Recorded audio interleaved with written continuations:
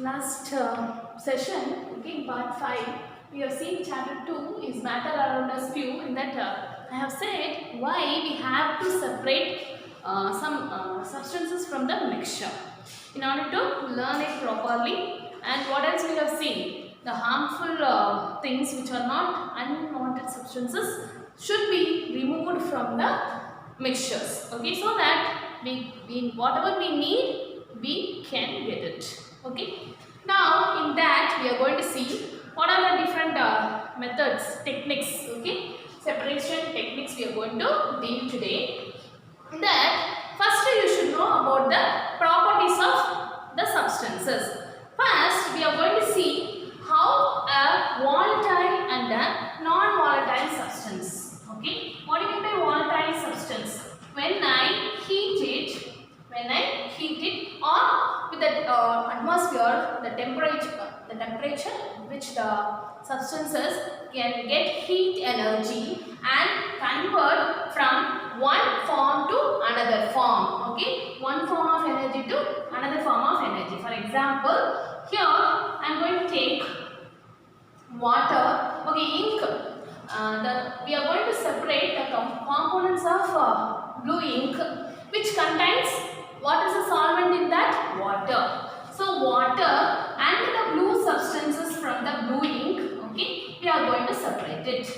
For that, a main thing we should know that water is volatile. When I heat it, heat energy it takes from the atmosphere and it changes from liquid to gaseous state, okay. So water is converted into gaseous state or solid to liquid. So now here it is liquid form. When I heat it, it will be going to the gaseous form, and blue ink will not change its state. So it is not volatile. So one substance is volatile, another substance is what? It is non-volatile. So I am going to separate two substances in which one is volatile, another one is non-volatile. One will be on heating change its state, another one will not change, as such it remains.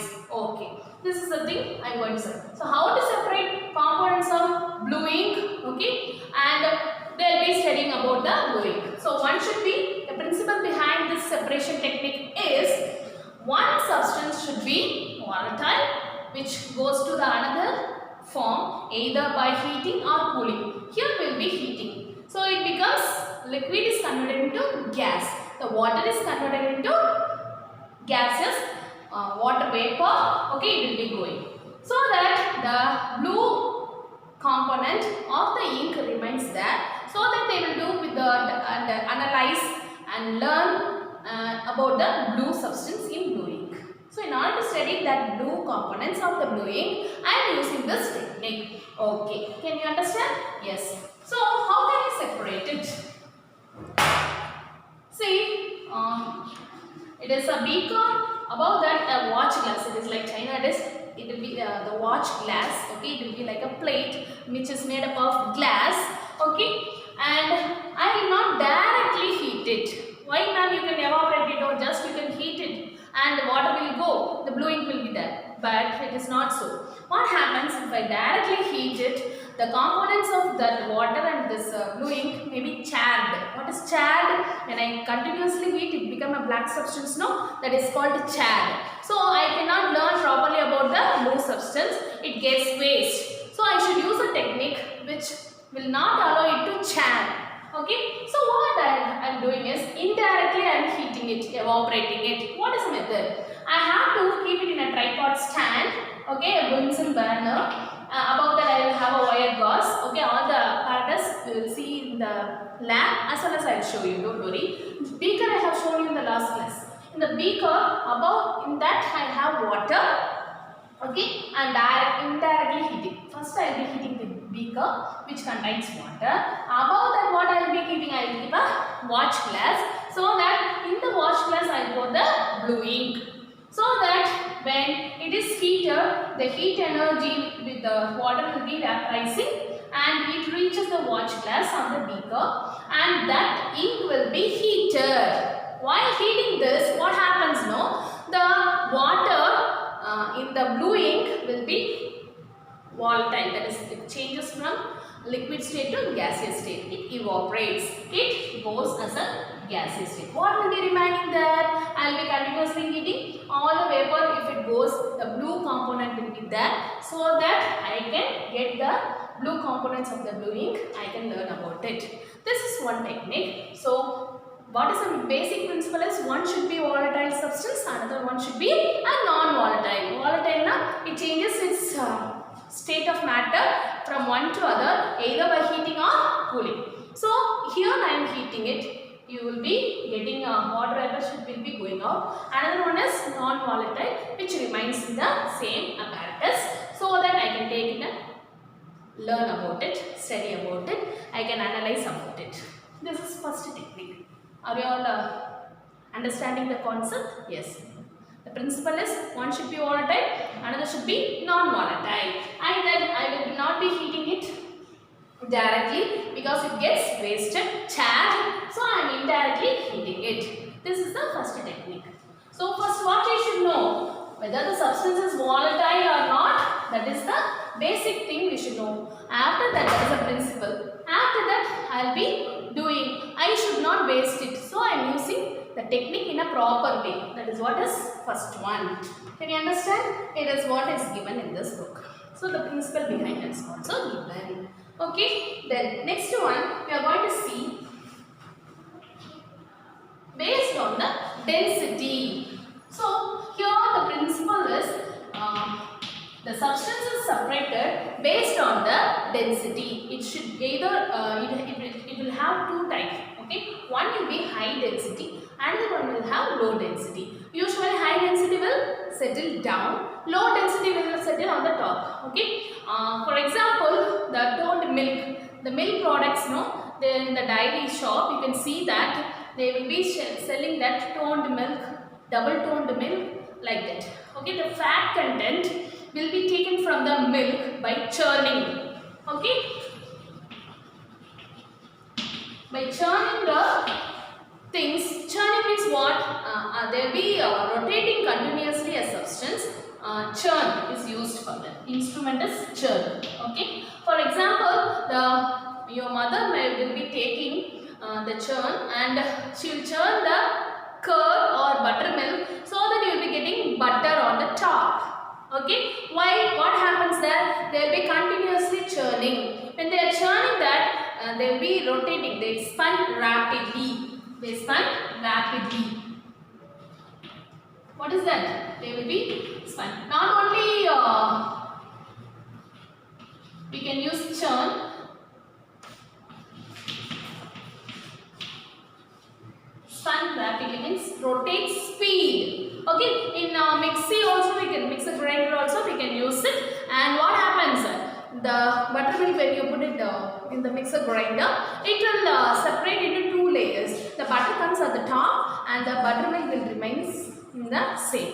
So why it is now it is separated? When you are spinning it, okay, when it is spun rapidly, obviously what happened? Due to the density difference, okay, high density settles down, low density settle on the top. This is a way we can separate butter from buttermilk. Similarly, in the dairy shops, they will spin this milk and they will take the fat content. So first time if they take it, the fat content, then it is called as single tube. Again the same whatever they have taken, that milk again if it is undergoing churning, what happens to that is it is double toned. Okay, and obviously what is we can prepare paneer. Okay, the paneer is prepared from the milk. Okay, when the milk is heated well, when the lemon juice is poured on that, okay, I am telling you a recipe, ingredient, how to prepare that also. A paneer, when you are heating the milk, okay, when you squeeze lemon juice in that, obviously what happens, no? You need not to spin it, rotate it. We need not to think. When you squeeze this lemon juice, obviously that paneer will be coming on the top and the water, the remaining settles down. This is also due to the density. Okay, so paneer can be prepared because of this, based on the principle of density. Then what else is there now? We cannot filter it. When you are filtering it, obviously the molecules get inside. It is like colloid, no? So it gets inside. So we cannot filter it. That's why this technique is used, either churning or it is otherwise called as centrifugation. Centrifugation. Okay. People in the medical field, they are using to diagnose the blood urine, no? In that what content? So sugar content, albumin content, the iron content. What are the things, no? By spinning it, okay? They will use centrifugation apparatus is there. It is rotated. In that they will keep the test tubes which contain blood. When spinning it, it obviously due to the density it differs, so that we can find the content of the blood, urine, all these things. So the centrifugation is based on the principle of high and low density. When it is spun rapidly, they are separated, and this is also used in dairy products, okay, to separate the cheese, butter, paneer, okay, all these things it is used. It is application part it is. And what else? In washing machine, no, they are squeezing. Solid cloth is inside, okay, the liquid in the cloth, when it is when it is spun quickly, they will be moving outside through the holes due to the centrifugation.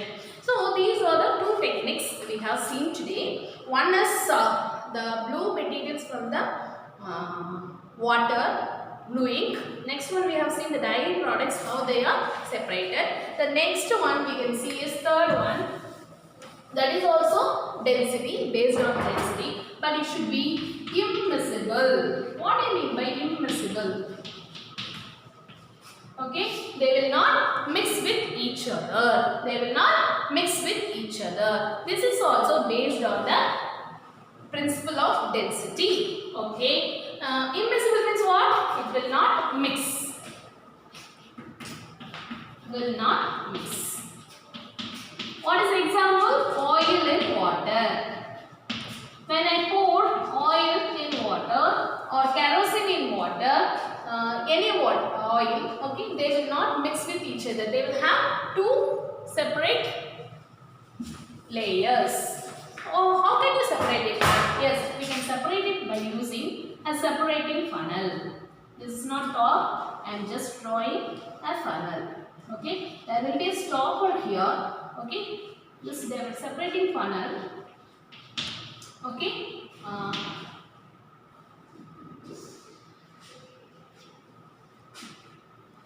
it will be like a top. Okay, it is made up of glass apparatus.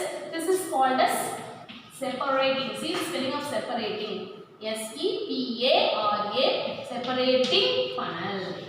It is called separating funnel, which separates two liquids. So which are the liquids? How can I separate? The principle is it should be immiscible. It should not mix with each other. Now for example, I pour kerosene and water. So water has high density, so it settles down. Kerosene will be on the top. Okay. Kerosene oil. Okay, you keep it in mind. Kerosene has low density. It has low density, so it will be settling on the top. Whereas water has high density, so that it will settle down. So what happens? Obviously, there will be two layers. I can open here and I can keep a beaker. So then what happens? If I open it, okay, the stopper, when I open, this layer, no, it comes down. So I can collect the water. After that, again I will replace another beaker.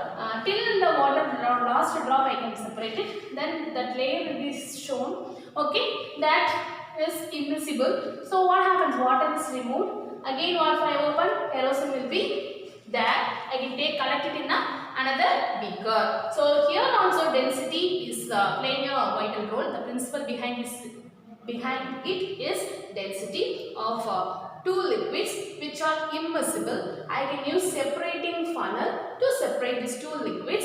Okay. First I will be collecting one. After that I will be collecting. I can can see the layers so that I can separate it. So these are the basic principle of this. So today we have seen the separation techniques. Among them we have seen three things. One is volatile and non-volatile. Next one is bed density. In that we have seen two techniques. One is using centrifugation method. Another one is using separating funnel. We will see the other separating techniques in the next session. Thank you.